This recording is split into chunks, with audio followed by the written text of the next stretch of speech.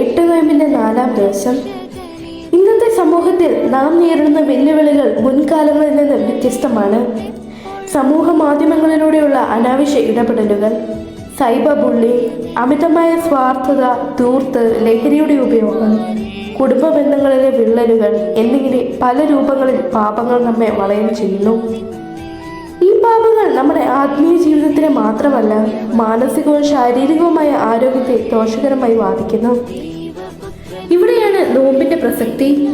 മനുഷ്യ ആത്മാവിന്റെ ആഴങ്ങളിലേക്ക് ഇറങ്ങിച്ചെല്ലുന്ന ഒരു തീർത്ഥയാത്രയാവണം ഓരോ നോമ്പും. ആത്മാവിനെ ശുദ്ധീകരിക്കുവാനും മനസ്സിനെ പാപകറകളിൽ നിന്ന് കഴുകി വെടുപ്പാക്കുവാനും നോമ്പിലൂടെ നമുക്ക് ശ്രമിക്കാം. നമ്മുടെ ചിന്തകളെയും വാക്കുകളെയും പ്രവൃത്തിയെയും നമ്മൾ തന്നെ സൂക്ഷ്മമായി പരിശോധിക്കാം.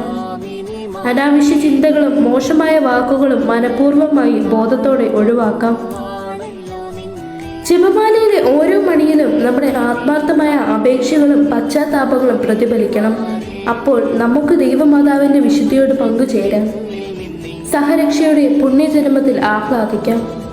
ഓർക്കുന്നു, നോമ്പെടുത്ത് പ്രാർത്ഥിക്കുന്ന എല്ലാവരെയും. ആശംസിക്കുന്നു നല്ലൊരു ദിവസം.